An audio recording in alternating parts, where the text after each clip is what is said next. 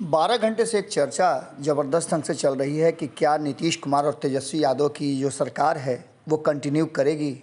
तेजस्वी यादव और नीतीश कुमार की मुलाकात होती है। इससे पहले जो घटनाक्रम बिहार की राजनीति में और ख़ास करके सरकार के भीतर होती है, उसे लेकर के मीडिया के साथ साथ राजनीतिक गलियारे में भी चर्चा खूब होती है।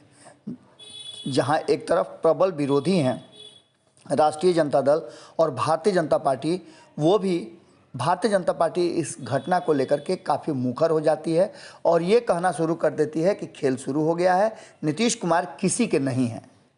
नीतीश कुमार के कारण ही राष्ट्रीय जनता दल के भीतर खलबली मची हुई है। ये सारी बात तब शुरू हुई थी जब जगता बाबू के बेटा सुधाकर सिंह ने अपना इस्तीफा तेजस्वी यादव को सौंप दिया था।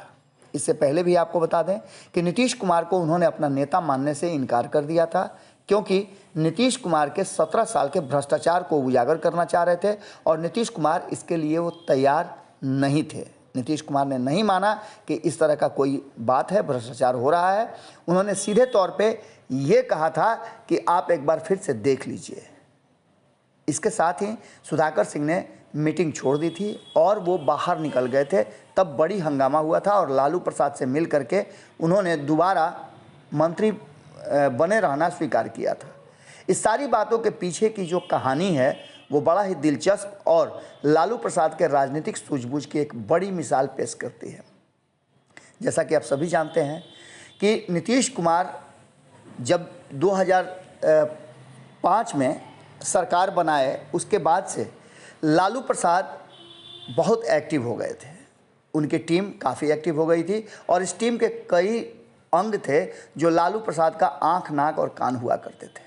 इसमें सबसे महत्वपूर्ण भूमिका जगता बाबू की थी। जगता बाबू पहले भी लालू प्रसाद के करीबियों में और एक तरह से कहा जाए तो उनके परिवार के वो हिस्सा थे जिसे आप अलग करके नहीं देख सकते हैं। जब लालू प्रसाद के परिवार को लेकर के और एक सवर्ण जो कि हमेशा लालू प्रसाद के विरोध का कारण रहा है, उस पर हमेशा लालू प्रसाद ने उंगली उठाई है, ऐसे सवर्ण को जब उन्होंने प्रदेश अध्यक्ष बनाया और 23 साल के इतिहास में ये पहली बार हुआ था, तो इन सारी बातों को लेकर के कई तरह के सवाल खड़े हो रहे थे। लेकिन लालू प्रसाद जानते थे और उनकी राजनीतिक समझ बहुत मजबूत थी। 2020 के चुनाव में जो कुछ भी हुआ वो सभी ने देखा। 2020 के चुनाव में उन्होंने अनुशासित हो पार्टी को जिस तरह से हैंडल किया और तेजस्वी यादव ने जिस तरह से सामंजस्य बिठाकर जगदानंद सिंह के मार्गदर्शन में काम किया, वो सत्ता तक पहुंचने के लिए काफ़ी था। लेकिन किसी कारणवश थोड़ी कमी रह गई, जिसके चलते तेजस्वी यादव मुख्यमंत्री की कुर्सी तक नहीं पहुंच पाए। ये लगातार कह रहे थे कि कहीं ना कहीं जो बातें सामने आ रही हैं उसमें तेजस्वी यादव को मुख्यमंत्री बनाने का लालू प्रसाद और जगदानंद सिंह ने रास्ता खोज लिया था। लेकिन इस बीच में नीतीश कुमार के साथ तेजस्वी यादव की जो बातचीत हो गई और सरकार बन गई, उन सारी चीज़ों को लेकर के भी संतुष्ट नहीं थे लालू प्रसाद और यही कारण है कि जगता बाबू को उन्होंने दोबारा पार्टी का कमान, पार्टी का बागडोर सौंपा। इसके पीछे की कहानी थी कि जगता बाबू 30 साल पहले भी इस्तीफा का पेशकश कर चुके थे और इस्तीफा उन्होंने दे दिया था।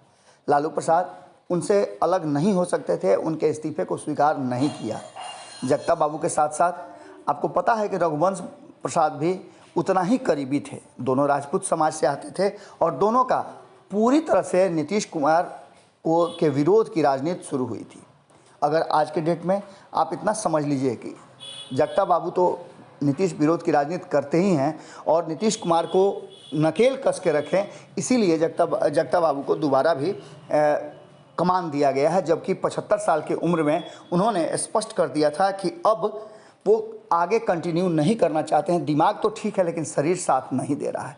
इसके बावजूद भी लालू प्रसाद ने जगता बाबू को ही चुना। इसके पीछे का कारण यही था कि वो जानते थे कि नीतीश कुमार तेजस्वी यादव को खेल खिलाएंगे और इस खेल खिलाने में अक्सर नीतीश कुमार जब भी किसी के साथ गठबंधन बनाते हैं तो उसको तोड़ने की कोशिश करते हैं, जबकि कहते हैं कि उन्हीं को तोड़ने की कोशिश हो रही है।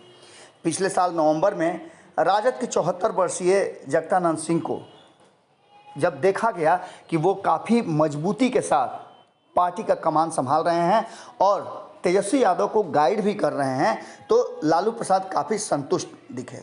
इन सारी बातों को लेकर के जगता बाबू को इसलिए एक बार फिर से बैठाया गया है कि सरकार रहे या जाए, नीतीश कुमार तेजस्वी यादव के और पार्टी के भीतर किसी तरह का कोई तोड़ फोड़ नहीं कर पाए। हालांकि नीतीश कुमार इस स्थिति में नहीं है कि तोड़ फोड़ करने के बाद वो किसी तरह से सरकार बना लें।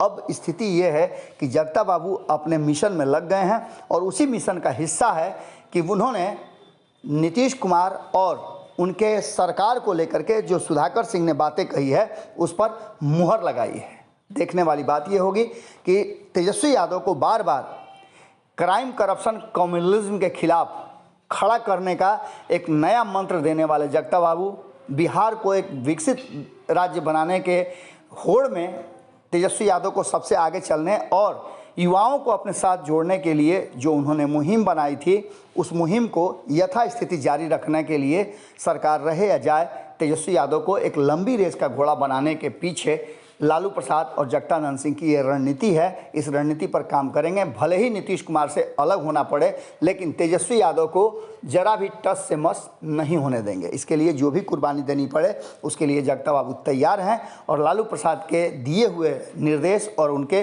द्वारा बनाए गए पार्टी के कमान देने के बाद वो लगातार एक्टिव हैं और अपने हिसाब से काम करना शुरू कर चुके हैं। भले ही नीतीश कुमार को अच्छा लगे या बुरा लगे, लेकिन जगता बाबू का प्रभाव कम होने वाला नहीं है, ये बात अब तय मान के चलिए। अगर ये वीडियो पसंद आई और वह बिहार के राजनीति और बिहारियत से सरोकार रखेनी तो सब्सक्राइब बटन दबा के चैनल के सब्सक्राइब कर ली। ओजे एगो घंटी बा, ओकरा बटन दबा देला से कुल सटीक और मारक खबर रुआ मुफ्त में मिल जाई। अगर रुआ पत्रकारिता के हमनी के नया प्रयोग में सहयोग कर चाहतानी तो ज्वाइन बटन दबा दी। पेटीएम नंबर नोट कर ली 9386